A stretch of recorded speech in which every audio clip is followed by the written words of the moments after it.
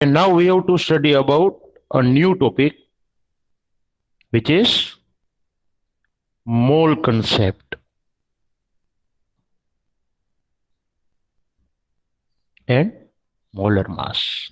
We have already studied about atomic mass and molar mass, but now we have to relate that concept with a new concept, namely mole concept. Uh, Actually, you know about that new concept, mole concept.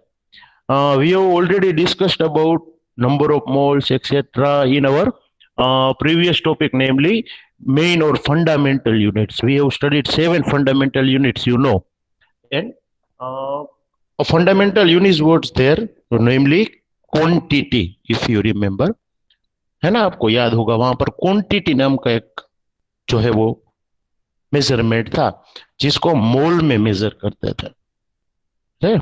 तब हमने वहां पर मोल के बारे में थोड़ा discuss किया था। वही चीज आपको थोड़ा याद करवानी है और उसे रिलेट करना है यहाँ पर मोलर मास के साथ। So we have to remember the older concept about mole. जैसे कि हमने कहा था, जब हम प्रोनाउंस करते हैं वर्ड डजन, तो आपके दिमाग में एक नंबर आता है। कौन सा नंबर ब्लिंक 12 करता है? 12 12, बराबर है, 12।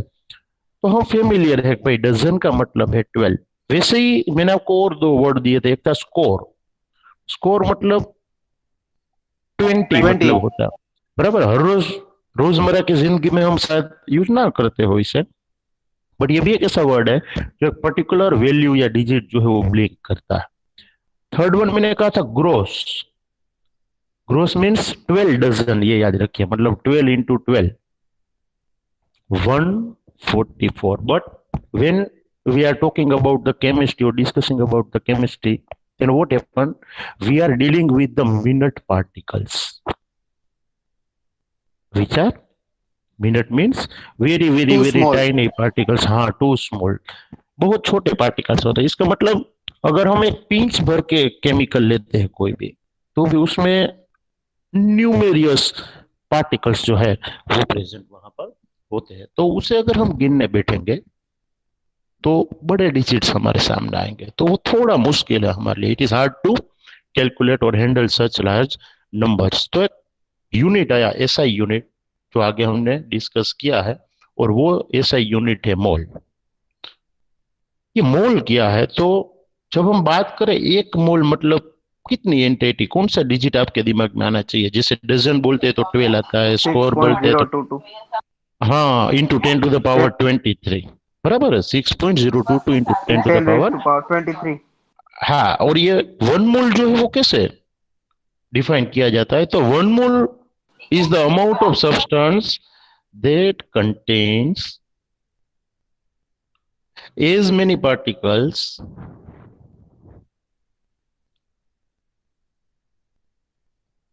is present in exactly the 12 gram of carbon।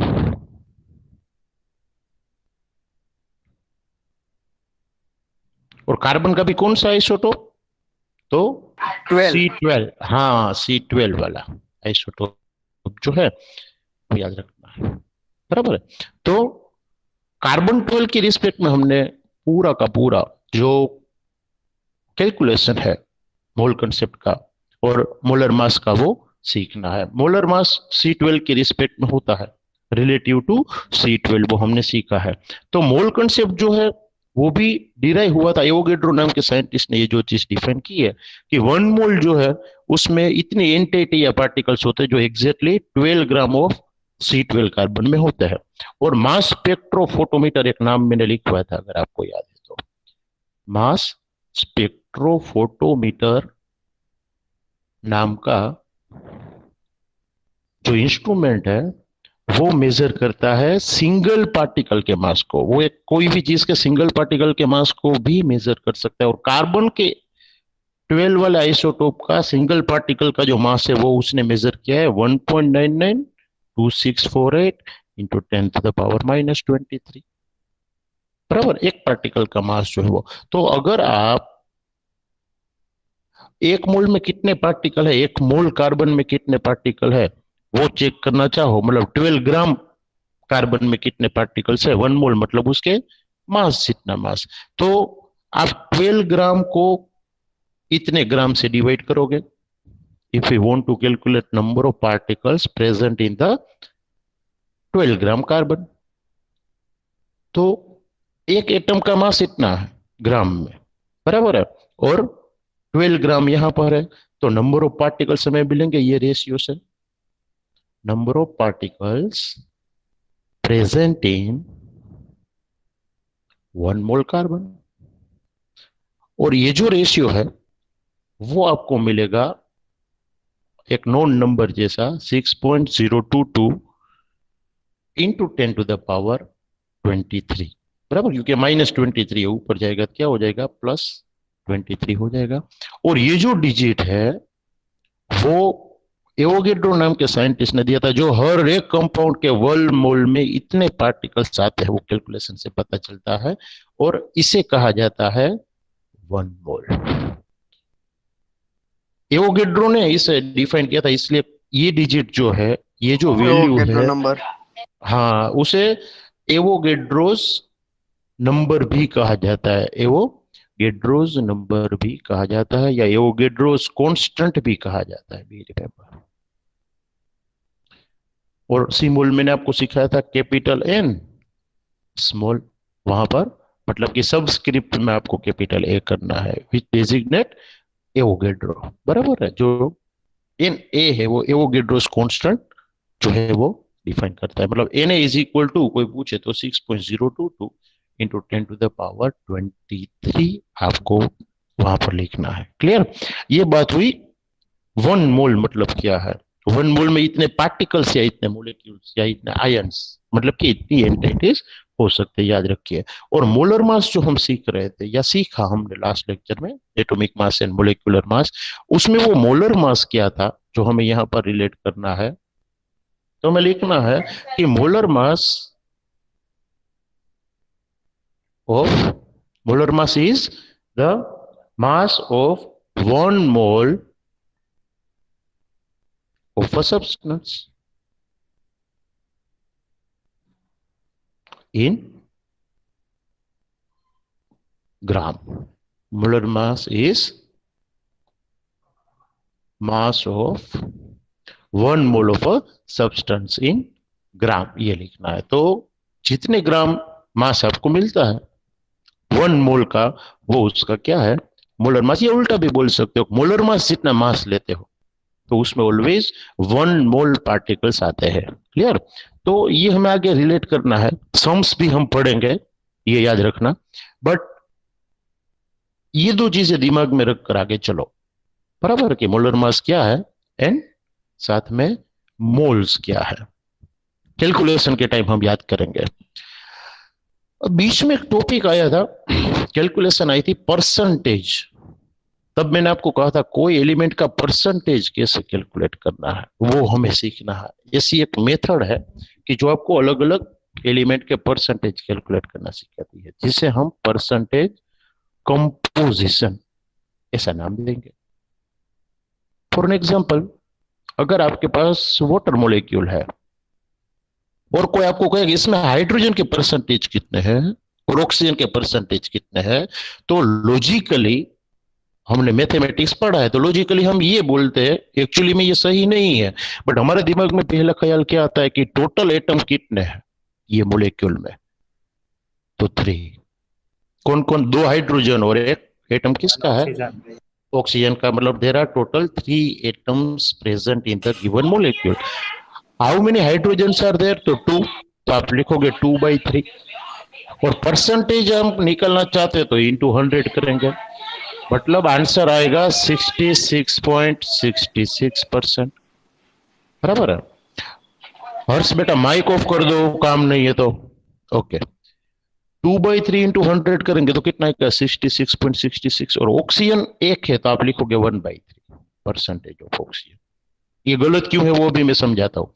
Percentage of oxygen is equal to 1/3 into 100 आप करोगे तो आपको मिलेगा 33.33%। दोनों का सम करोगे ना तो भी 99.999 आएगा, मतलब 1/100 आएगा, तो हमें ये लगेगा कि हम सही है, बट ना, ये लॉजिक आप तब यूज कर सकते हो जब सारे एटम जो प्रेजेंट है मॉलिक्यूल में उसका मास सेम हो। यहां पर हाइड्रोजन का मास कुछ अलग है, ऑक्सीजन का मास भी क्या है, कुछ अलग है। तो परसेंटेज ये वाला जो फंडा है वो हमें काम यहां पर आने वाला नहीं है, खास याद रखिए। तो हम जो परसेंटेज कंपोजिशन यूज करें ना वो एक्चुअली में मास परसेंटेज होना चाहिए, बी रिमेंबर। तो जब आप यहाँ पर स्टडी कर रहे हो, केमिस्ट्री स्टडी कर रहे हो और आपको कोई मोलिकुलर फॉर्मूला में जो एलिमेंट्स है उसके परसेंटेज ढूंढने के लिए कहे जाए तो आपको मास परसेंटेज ढूंढना है। किसके? एक्स वाई जेड एलिमेंट के जो प्रेजेंट है दिए गए मोलिक्यूल में उसके। फॉर एग्जाम्पल ये जो पानी का मोलिक्यूल है उसमें हमें दो एलिमेंट्स दिख रहे हैं, कौन कौन से? Hydrogen and oxygen. तो हमें परसेंटेज ढूंढने हाइड्रोजन के और परसेंटेज ढूंढने होंगे ऑक्सीजन के। तो हमें क्या यूज करना चाहिए? तो हमारे पास फॉर्मूला होना चाहिए mass of hydrogen present in the formula और अपॉन टोटल मास ऑफ हाँ टोटल मास ऑफ कंपाउंड या फिर मोलर मास ऑफ मोलिक कंपाउंड आप बराबर, मोलिकुलर मास या molar mass of compound given compound आप बोल सकते हो। और परसेंटेज है तो इनटू आप इंटू क्या लोगे? 100 हाँ तो अब मास ऑफ हाइड्रोजन कितना है आप ध्यान से देखो, कितना हाइड्रोजन है वहां पर? 2 2 हाँ तो जो एक हाइड्रोजन का एटॉमिक मास है ना उसे आपको 2 से मल्टीप्लाई करना होगा। तो 2 into 1 हाइड्रोजन का मास मैंने आपको याद रखो या कितना है 1, तो 2 into 1 इंटू ये 100 2 तो है ही। ग्राम अपॉन टोटल मास कितना है? तो वाटर मोलिक्यूल का टोटल मास कितना है हमने मोलिकुलर मास ढूंढना सिखाया है। तो 2 into H plus oxygen, hydrogen का 1 है तो 2 into 1 2 होगा और ऑक्सीजन का कितना 16 है? हाँ मतलब टोटल 18 ग्राम पर मोल होगा। तो मोलिकुलर मास 18 होगा। तो 2 into 1 into 100 अपॉन क्या लेंगे 18, तो वो 11 पॉइंट समथिंग आएगा, बराबर है। 11.2 by 18 कर दो या 200/18 कर दो, वो 11.1617 के आजू बाजू कुछ आएगा, बराबर। हम 11.1 या 2 लिख देते हैं, 11.2%। अब देखो कितना फर्क आया। आप अगर मैथमेटिक्स वाला लॉजिक लगाते हो तो हाइड्रोजन के परसेंटेज आप लेकर आए थे 66.66 and it will be a wrong calculation, बराबर है। मैथमेटिक्स के हिसाब से सही है बट मास आपने ध्यान में नहीं लिया क्योंकि हाइड्रोजन ऑक्सीजन का मास तो अलग होता है। तो जब आप कोई एलिमेंट्स को कैलकुलेट कर रहे हो, बी रिमेंबर एलिमेंट्स के परसेंटेज कैलकुलेट कर रहे हो तो आपको मास परसेंटेज करने हैं। तो सिमिलरली ऑक्सीजन के लिए क्या करोगे? तो आपको याद रखना है कि तो हम यहां पर मास ऑफ ऑक्सीजन लेंगे present in the given formula upon 16/18 हाँ अपन मोलर मास लेंगे इंटू 100। अब एक एटम ऑक्सीजन का प्रेजेंट है वाटर में और ऑक्सीजन का एटॉमिक मास होता है 16, मोलर मास तो वाटर का सेम ही रहेगा एक कंपाउंड के लिए, तो 18 into 100 बराबर है। और ये आंसर आपका हाँ कितना आएगा 88.8 आएगा। पर एग्जैक्ट में हम नहीं जाते, हमने राउंड डाउन कर दिया है, वो आपने स्टैंडर्ड फॉर्म वाली बात सीखी है। बट ये दोनों का सम कितना हो जाएगा देखो आप, परसेंटेज आप ढूंढ रहे हो ना, हाँ तो आप सारे एलिमेंट के परसेंटेज ढूंढो और बाद में उसका सम करो ना तो वो नियर बाय 100% आना चाहिए। खास याद रखिए मैंने वर्ड बोला है नियर बाय, मतलब 99.97 से लेकर 99.99 आ सकता है तो चलेगा, और एग्जिट 100 आए तो भी चलेगा। बट जनरली ऐसा इसलिए नहीं होगा कि पॉइंट के बाद ढेर सारे फिगर्स हो गए, आपने नलीफाई किया होगा, बराबर। तो नियर बाय आंसर आएगा बट वो 100 के नियर बाय आंसर होना चाहिए। और हाँ सारे एलिमेंट्स का सम करो तो आप कोई एक आध एलिमेंट रख दो वैसे एज इट इज तो नहीं चलेगा। तो जितने भी एलिमेंट्स प्रेजेंट है दिए गए मोलिकुलर फॉर्मूला में उसका आपको इंडिविजुअल एलिमेंट का एटॉमिक मास पता होना चाहिए, तो आप टोटल मोलिकुलर मास ढूंढ पाओगे, सही है ना। और इंडिविजुअल एलिमेंट का मास पता है ना तो आपको ये दोनों पता है, एलिमेंट का मास और मोलिकुलर मास और दोनों पता है तो आप परसेंटेज इजीली क्या कर सकते हो, ढूंढ सकते हो। बराबर है। एक आधा और एग्जांपल लेते हैं। बच्चों टाइम पर आया करो। देखो अभी आप एंटर हुए हो, बराबर है। कल से 10:25 से 10:29 के बीच में एंटर हो जाना। एक आध दो दिन तो चलेगा, बट आपका मिस हो रहा है, मेन मेन टॉपिक है ना वो आपके मिस हो जाते हैं। तो सब टाइम पर एंटर हुआ करो, बराबर है। एक और एग्जांपल लेते हैं। मैंने कहा परसेंटेज कैसे ढूंढते हैं उसके। मान लीजिए आपके पास एक कंपाउंड है C2H4Cl2। अब देखो इंडिविजुअल इंडिविजुअल एलिमेंट का ही अगर मास आपको पता नहीं है, एटॉमिक मास, तो आप टोटल परसेंटेज नहीं ढूंढ सकते। कार्बन का 12 लेना है, हाइड्रोजन का 1, और क्लोरीन का कितना एटॉमिक मास लेना है, 35.5 लेना है। अब आपको इंडिविजुअल के परसेंटेज ढूंढने हैं, तो दो चीजों की जरूरत है। एक तो इंडिविजुअल तो आपके पास है ही, और आप लिखोगे percentage of carbon is equal to mass of carbon upon total mass into 100। Mass of carbon कितना है भाई, देखिए जरा ध्यान से, कितना लिखेंगे हम? 24। Very good, 24। 24। हाँ, क्योंकि दो कार्बन है, बराबर है। तो ये 24 अपॉन टोटल मास कितना होगा, जरा देखिए। सभी का टोटल करना होगा ना, दो कार्बन, चार हाइड्रोजन, दो क्लोरीन। देखो दो chlorine 35.5 into two 99। Cross, very good, 99 सही है, इंटू 100। ये जो है वो कार्बन का मास आएगा, वो आएगा 24.25 के आजू बाजू आएगा, बराबर। एग्जिट ना लिखो तो चलेगा, बट 24.24 या 25 के आजू बाजू आएगा। तो इतने परसेंटेज कार्बन के हैं। वैसे ही आप ढूंढोगे परसेंटेज ऑफ हाइड्रोजन, तो आपको पता है mass of hydrogen upon total mass into 100। Mass of hydrogen कितना होगा, चार हाइड्रोजन है 4। टोटल, 4 तो 4 into 1 मतलब 4/99 into 100, and the answer will be 4.04 4.0404। वो चलता ही रहेगा, मतलब हम 4.04 या 4.0 लिख सकते हैं, बराबर है। एंड लास्ट में हम परसेंटेज ऑफ क्लोरीन लेंगे। वो कितना आएंगे, तो mass of chlorine upon total mass into 100। Mass of chlorine कितना होगा भाई, दो क्लोरीन है वहां पर, तो 35.5 इंटू 2 71/99 इंटू 100, बराबर है। और वो मास जो है वो 71.5, 6.5। हाँ 6 जितना आएगा। अब सभी का टोटल अगर आप करते हो तो नियर बाय 100 आ जाएगा, बराबर है।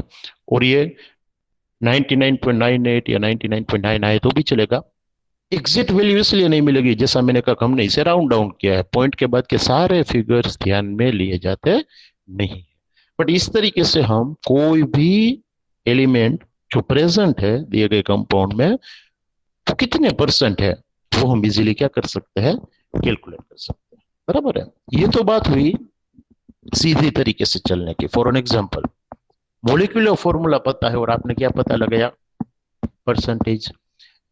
कभी कभी क्या होता है, परसेंटेज दिए गए होते हैं और आपको मॉलिक्यूलर फॉर्मूला ढूंढना है, तो कैसे करेंगे?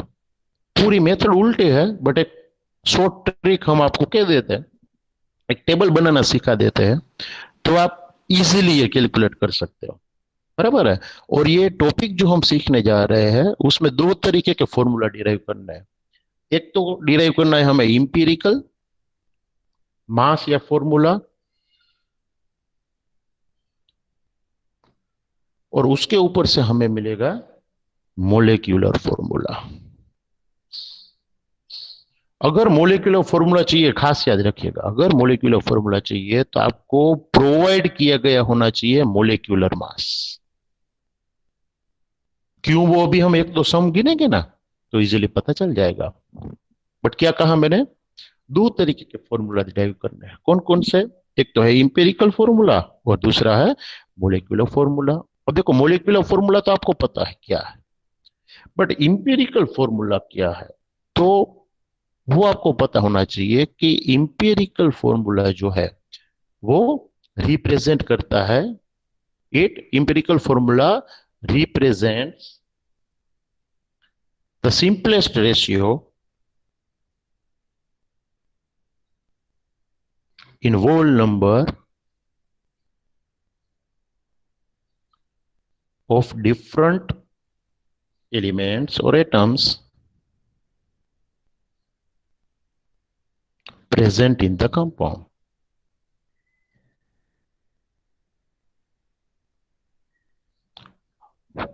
ध्यान से क्या लिखा मैंने, इंपेरिकल फॉर्मूला क्या रिप्रेजेंट करता है, सिंपलेस्ट रेशियो होल नंबर में रिप्रेजेंट करता है। किसका सिंपलेस्ट रेशियो, अलग अलग एलिमेंट्स जो प्रेजेंट है दिए गए फॉर्मूला में, उसका सिंपल रेशियो है। वो खुद मोलिकुलर फॉर्मूला नहीं, एग्जैक्ट नंबर नहीं मिलता है, उसका सिंपल रेशियो मिलता है या सिंपलेस्ट रेशियो मिलता है, वो आपको याद रखना है। और वो फॉर्मूला को हम क्या नाम देंगे, इंपेरिकल फॉर्मूला। मतलब कितने कार्बन, कितने हाइड्रोजन, कितने नाइट्रोजन, उसका एक रेशियो मिलता है आपको। एग्जैक्ट कितने कार्बन है वो नहीं पता चलता है, बट कार्बन, हाइड्रोजन, ऑक्सीजन, जितने जितने एलिमेंट्स प्रेजेंट है उसका एक जो होल नंबर में है वो सिंपल रेशियो आपको मिलेगा, बराबर है। बट ये बात तो इंपेरिकल फॉर्मूला की। मोलिकुलर फॉर्मूला क्या है, तो मोलिकुलर फॉर्मूला क्या रिप्रेजेंट करता है, तो मोलिकुलर फॉर्मूला जो है it represents the exact numbers. किसके भाई, it represents the exact number of different elements और atoms present in the compound. तो ये एग्जैक्ट वाली बात हुई भाई। और ऊपर जो है इंपेरिकल फॉर्मूला वो क्या रिप्रेजेंट करता है, तो एक सिंपल रेशियो होल नंबर में जो है वो रिप्रेजेंट करता है डिफरेंट डिफरेंट एलिमेंट का, बराबर है।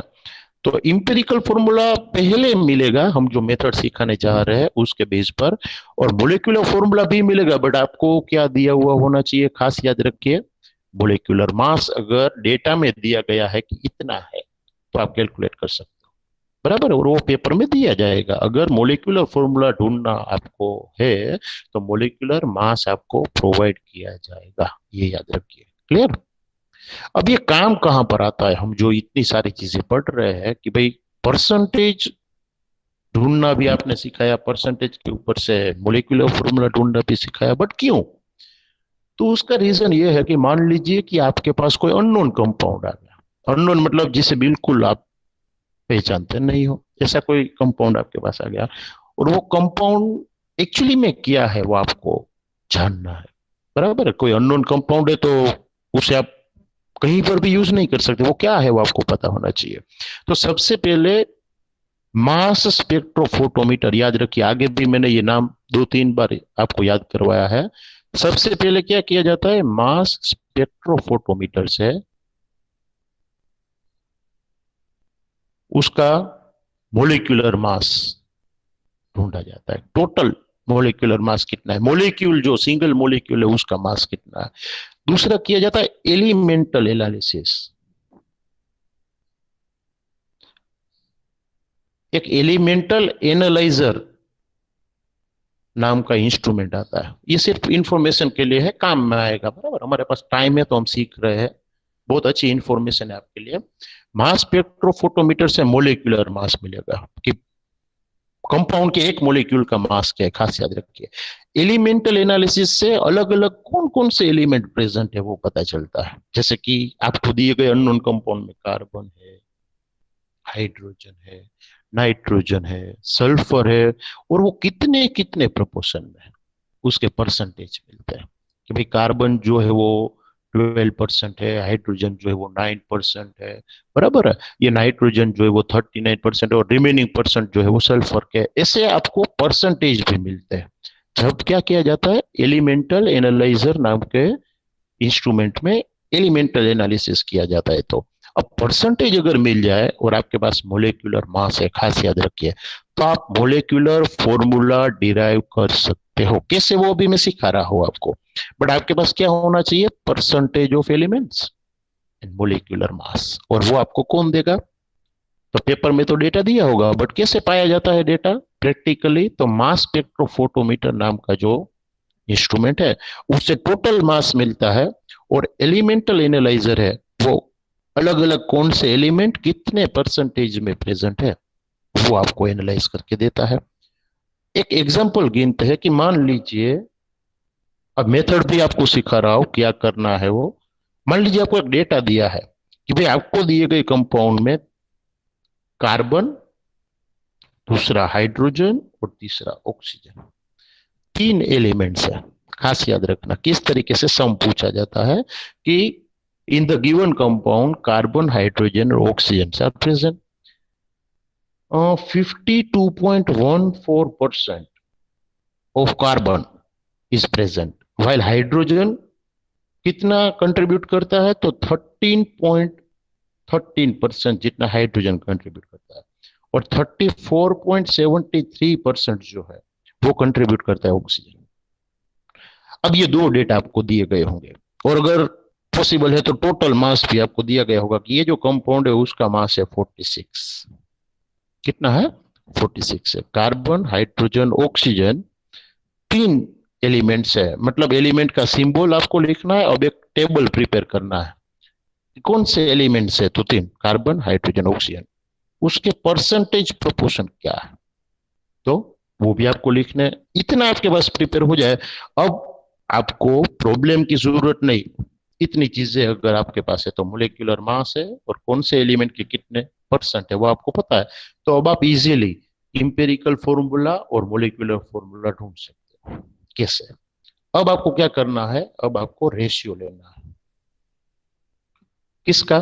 तो परसेंटेज और एलिमेंट के एटॉमिक मास का। एटॉमिक मास मैंने बोला, खास याद रखिए। इसका मतलब आपको एटॉमिक मास पता होना चाहिए हर एक एलिमेंट का। कार्बन का एटॉमिक मास कितना है बच्चों? 12, वेरी गुड। हाइड्रोजन का कितना लेते हैं 1, हम? 1, और ऑक्सीजन का कितना लेते हैं? 16, वेरी गुड। तो ये 3 चीजें आपको पता है, बराबर है। एटॉमिक मास हमने याद रखवा है कि भाई कार्बन का 12 है, हाइड्रोजन का 1 है और ऑक्सीजन का 16 है। रेशियो कौन सा लेना है हमने कहा, तो परसेंटेज अपॉन एटॉमिक मास। इसका मतलब मुझे 52.14 को डिवाइड करना होगा 12 से, 13.13 को डिवाइड करना होगा 1 से, 34.73 को डिवाइड करना होगा 16 से। कितना आंसर आता है फटाफट कैलकुलेट करो। ये तो पता ही है 13.13 आएगा, बाकी का जरा देखो, कैलकुलेट करो कितना कितना आता है। चलो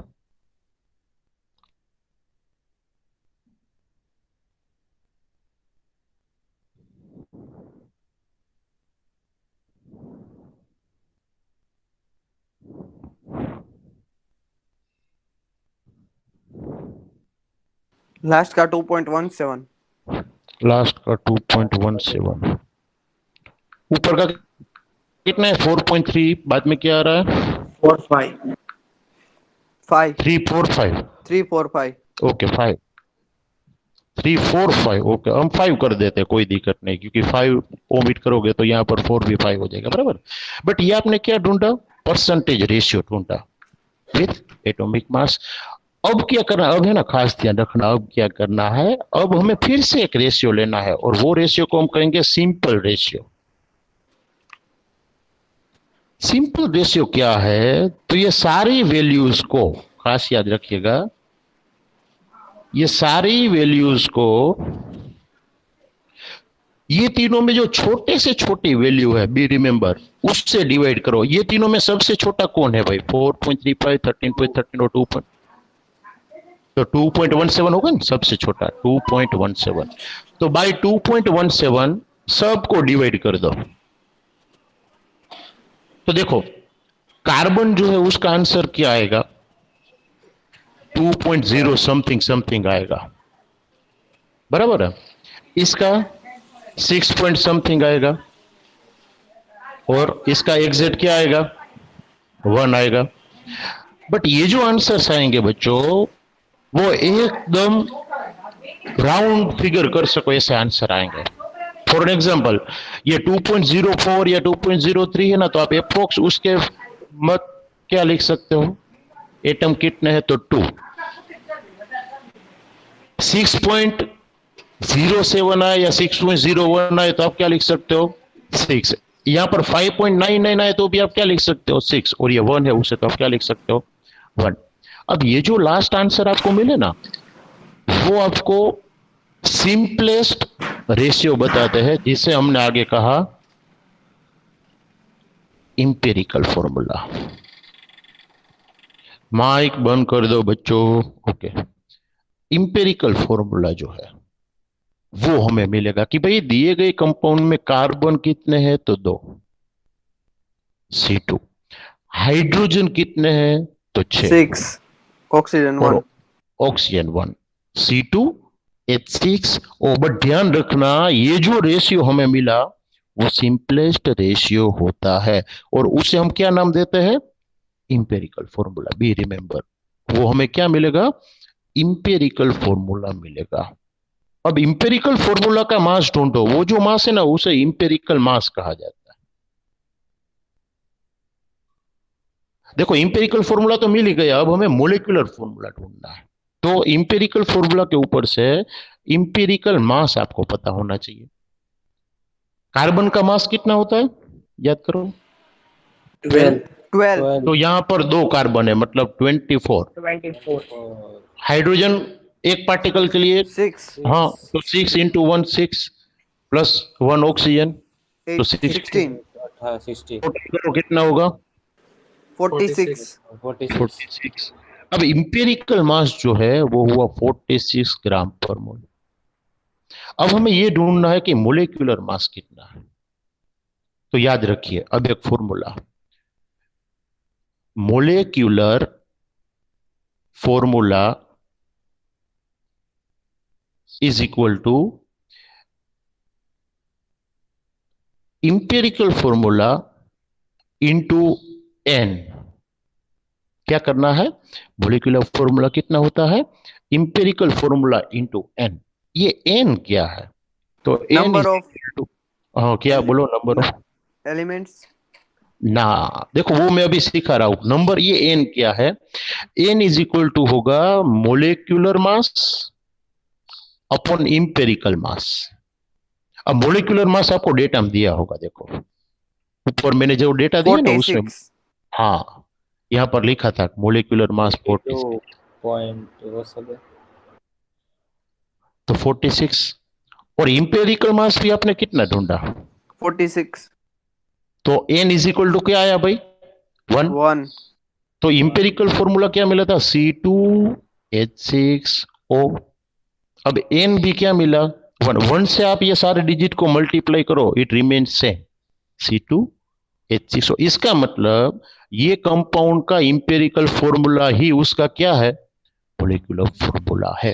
बराबर है, हर बार ये सही नहीं होगा याद रखिए, मतलब हर बार इंपेरिकल फॉर्मूला और मोलिकुलर फॉर्मूला सेम नहीं आएंगे, it may be different. But हमें ये मेथड से आगे बढ़ना है कि इंपेरिकल फॉर्मूला ढूंढो, इंपेरिकल मास ढूंढो, इंपेरिकल मास और मोलिकुलर मास की रिस्पेक्ट से या यूज करके एन ढूंढो, और एन से इंपेरिकल फॉर्मूला को मल्टीप्लाई करो। तो ये सिंपलेस्ट रेशियो जो है वही मोलिकुलर फॉर्मूला है या कोई उसका मल्टीपल है, वो आपको इजीली पता चल जाएगा। बराबर है, तो ये बात हुई मोलिकुलर फॉर्मूला की। अब होमवर्क में आपको क्या करना है कि आपको शायद एक्सरसाइज में ऐसे 1-2 सम दिए होंगे, बराबर है, परसेंटेज वाले सम आपको कहीं ना कहीं दिए होंगे।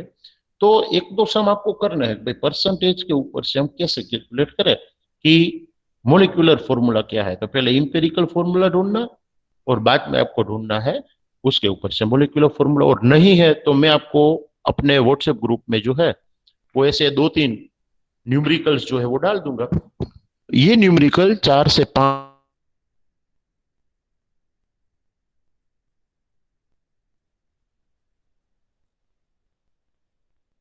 मार्क में आता है, पेपर स्टाइल चेंज होती रहती है, ये बड़े क्वेश्चंस में आता है मोलिकुलर फॉर्मूला क्या है वो ढूंढना। हाँ कई बार है ना ये लोग ट्विस्ट करते हैं, याद रखिए। ये सम जो है इसमें ही समझा देता हूं आपको। कई बार क्या होता है सिर्फ कार्बन और हाइड्रोजन के परसेंटेज दिए होंगे। पहले तो आपको क्या चेक करना है पता है कि जितने भी एलिमेंट के परसेंटेज दिए गए हैं आपको उसका टोटल 100 हो रहा है या नहीं, या 99.9 समथिंग हो रहा है या नहीं। यहां पर चेक करिए कितना होता है, 4+3+3 तो 10, मतलब 7, 8, 9, 10, 0, 1, 3, 3, 10, 0, 1, तो 100 आ रहा है, देखो बराबर। 99.95 से 99.99 आए तो भी चलेगा, बट मान लीजिए कि आंसर आ रहा है 75 जितना है, ये आपको दिया ही नहीं, ऑक्सीजन दिया ही नहीं, सिर्फ कार्बन हाइड्रोजन दिया है या ऐसे कोई भी एलिमेंट्स दिए, बट टोटल 100 के आजू बाजू नहीं हो रहा है, तो खास याद रखिए जितने परसेंटेज कम है वो किसके है, ऑक्सीजन के लिए। ऑक्सीजन। बराबर है। मान लीजिए आपको कोई डेटा ऐसा दिया है, मैं सिर्फ आपको एग्जाम्पल के तौर पर दे रहा हूं, बाकी डेटा इस तरीके से नहीं दिया जा सकता। आपको दिया एक परसेंटेज ऑफ नाइट्रोजन जो है वो 28 है, परसेंटेज ऑफ कार्बन जो है वो 14 है, बस इतना देकर खत्म कर दिया आप।